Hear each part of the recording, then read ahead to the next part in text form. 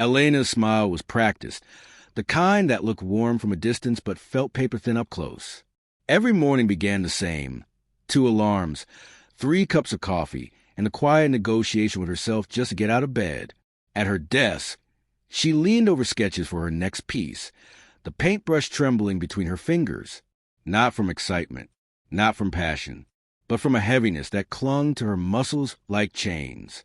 The kind of exhaustion you can't stretch away, can't sleep off, can't explain without sounding like you're making excuses. She told herself it was just stress, or maybe she wasn't eating right. She told her friend she was fine. She told her boss she was just tired. But her co-workers noticed the way her shoulders slumped before lunch, how she'd disappeared to the bathroom just to close her eyes for a few minutes. The whisper started, lazy, distracted, maybe even uninterested. And at home, the messages from friends dwindled. Invitations stopped coming. Because how many times can you cancel before people stop asking? How do you keep pretending when your body betrays you every waking moment? How do you hold on to your identity when the simple act of living feels like walking through deep water, every step heavier than the last? Elena didn't know the name of her enemy yet. She only knew it was winning, and what the doctors would eventually tell her would change everything. If you ever felt unseen in your struggle, or wondered why no one believes the battles you fight silently, this story is for you. So subscribe, and let's go back to where it all began.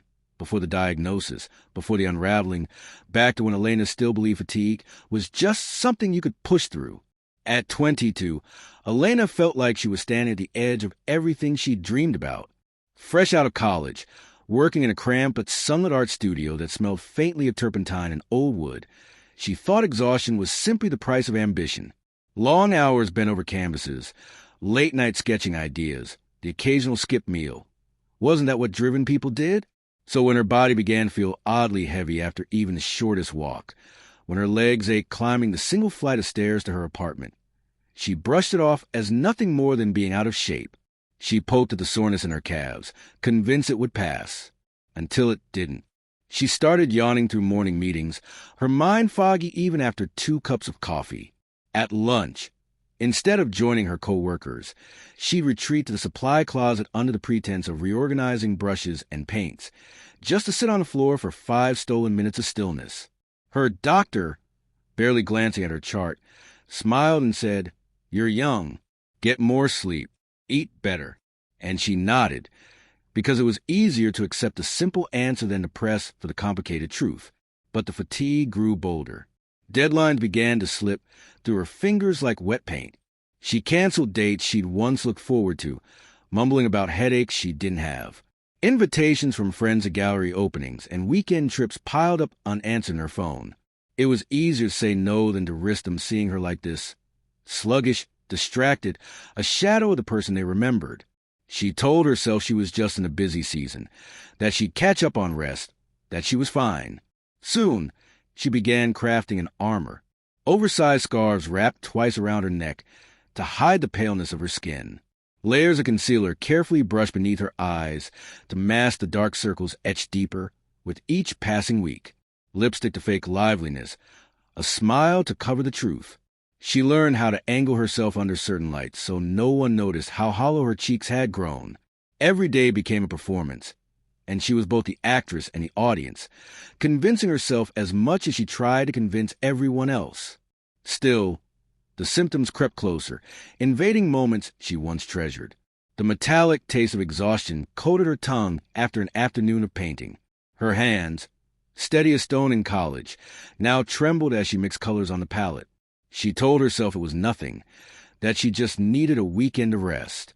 But somewhere deep down, where she didn't dare look too closely, she feared the truth, that this wasn't just tiredness. This was something else entirely, and it wasn't going away. By 23, Elena's world had already begun to shrink. The art studio job that once felt like a stepping stone became the first casualty.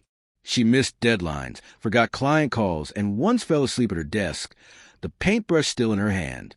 Her boss didn't ask questions. He simply handed her the termination letter with a cold glance that said more than words could: lazy, unreliable, unprofessional. She told herself it was just a bad fit, that the next job would be different. But each time she tried again, the cycle repeated. The exhaustion came first, followed by the mistakes, then the whispers, and finally the door closing behind her. Friends, too, began to slip away. At first, they were patient. "Don't worry, we'll reschedule," they'd say when she canceled plans. But after the 15th time, their texts grew shorter, their invitations fewer. One night, scrolling through social media, she saw photos of a gallery opening they'd all attended without her. Her name wasn't even mentioned. "She's always canceling," she imagined them saying, and maybe they were right. Even her family's concern had an edge to it.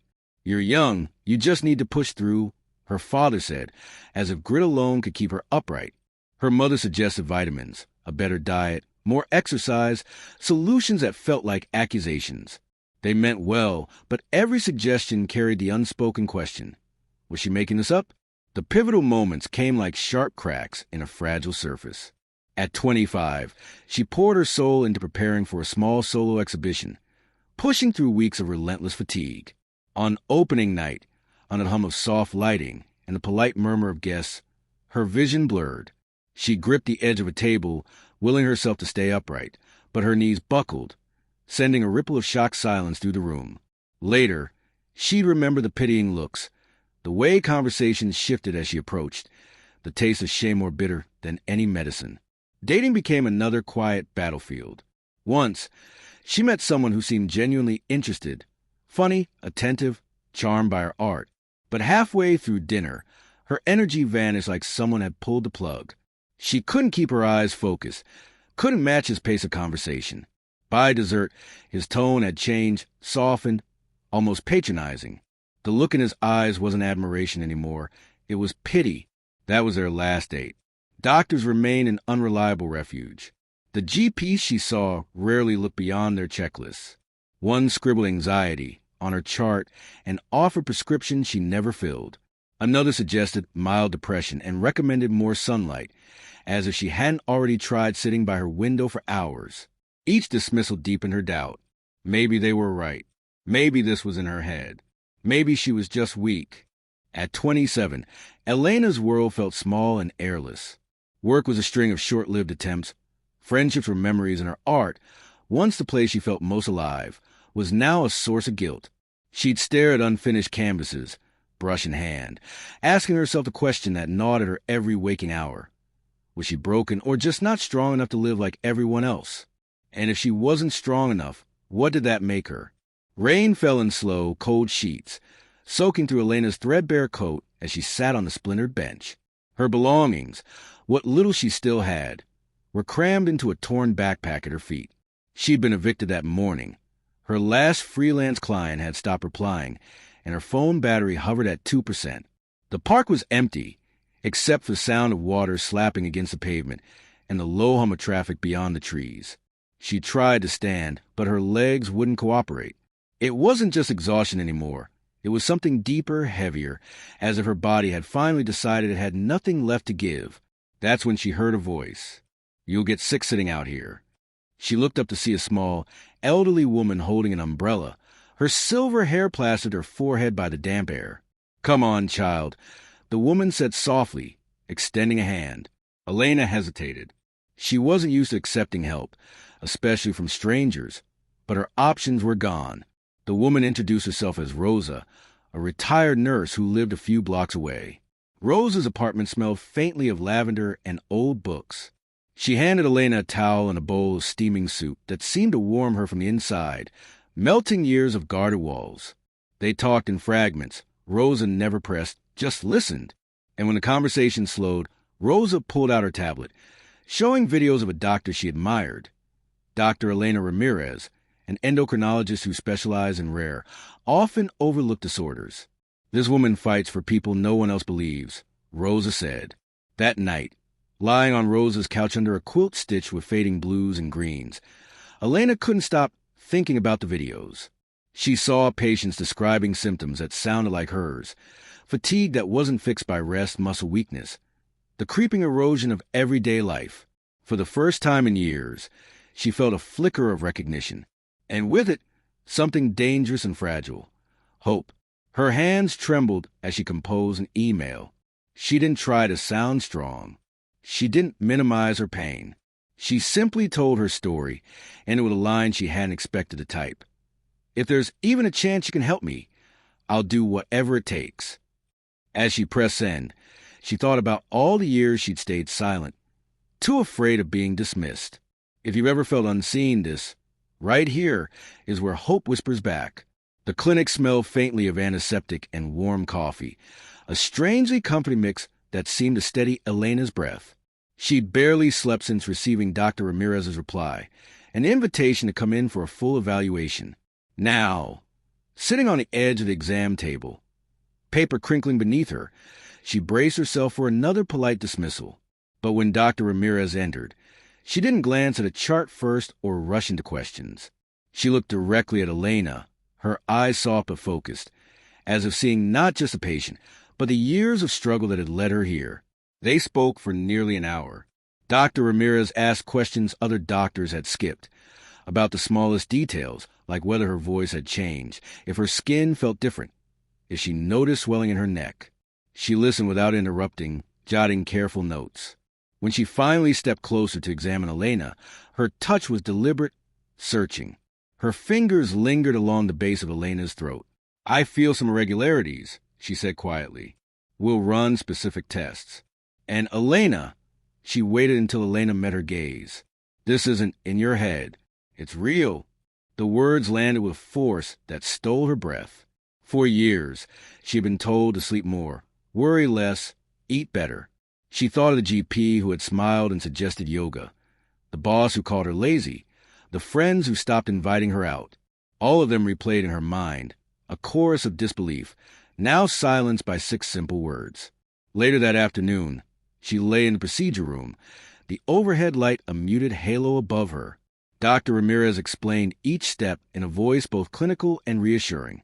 "You'll feel a small pinch," she said as the needle touched her skin.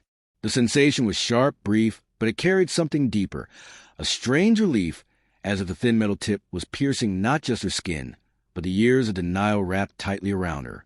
A fine sample was drawn for the biopsy, followed by additional blood work, her body finally speaking in a language the test could translate. Between moments of quiet, her mind flickered back to the rainy park bench, to Rose's warm apartment, to the countless mornings she'd painted through a fog of exhaustion. She realized that every step had been leading here, not to an ending, but to an answer. When the results came in, Dr. Ramirez called her into her office. She began with the name Hashimoto's thyroiditis, a rare autoimmune disorder that had gone undiagnosed for years, compounded by secondary complications. The word sounded foreign, almost scientific fiction, but then Dr. Ramirez began to explain how her immune system had been attacking her own thyroid, how it had slowly stripped away her energy, her clarity, her life. The condition was real, measurable, and most importantly, treatable. A treatment plan followed. Medication to balance her hormones, supplements to support her system, scheduled follow-ups. It would take time, but progress was possible. Elena's chest felt lighter, as though the air itself had shifted. She thought about how many times she had questioned her own strength, how often she had asked if she was broken. Now she had an answer. She wasn't broken at all. She'd been fighting an invisible enemy without a name, and now, finally, it had won. As she left the clinic, prescription in hand, she felt the first threads of something she hadn't dared to feel in years. Trust. Trust in her body. Trust in her future, and trust that her story wasn't over. Not even close. Recovery didn't happen overnight, but the changes were undeniable. Weeks after starting treatment, the morning heaviness began to lift. She could climb the stairs to her apartment without gripping the railing. Her hands no longer trembled when she picked up a paintbrush, and colors seemed brighter, more alive, as if her art had been waiting for her return. She began taking commissions again, filling her studio with the quiet hum of music and the scent of fresh acrylics. The world outside her studio shifted, too. She called friends she hadn't spoken to in years, met them for coffee without the fear of canceling last minute. She went on a date and, for the first time in a long time, stayed until the restaurant lights dimmed, her laughter easy and unforced. Dr. Ramirez asked if she'd be willing to share her journey on the clinic's YouTube channel. Elena agreed, sitting under the soft glow of the camera as she spoke about the years of doubt and the moment she finally felt seen. The video went viral. Comments poured in from strangers around the world. People who saw themselves in her story, who thanked her for putting words to what they'd been feeling. What if your fatigue isn't failure, but a signal waiting to be heard? Elena's life wasn't just restored, it was transformed. And now, she wasn't just painting for herself. She was painting for everyone still searching for their own answers. In the quiet after the storm, Elena stepped forward, not hiding but shining. Her journey was more than a medical story. It was a reminder that the battles we fight in silence are no less real than the ones everyone can see. Invisible illnesses can steal years, but they can't erase the will to keep searching for answers. What burden are you carrying silently? What would change if, instead of dismissing your pain, someone truly listened? Elena's life turned on a single moment of compassion, and that moment has now rippled outward, through every comment, every share, every person who sees themselves in her story. If her journey sparks something in you, don't let it end here. Like this video, subscribe for more stories that matter, and share it with someone who needs to hear that they are not alone. Because hope once spoken doesn't just heal one person, it echoes far beyond what we can see.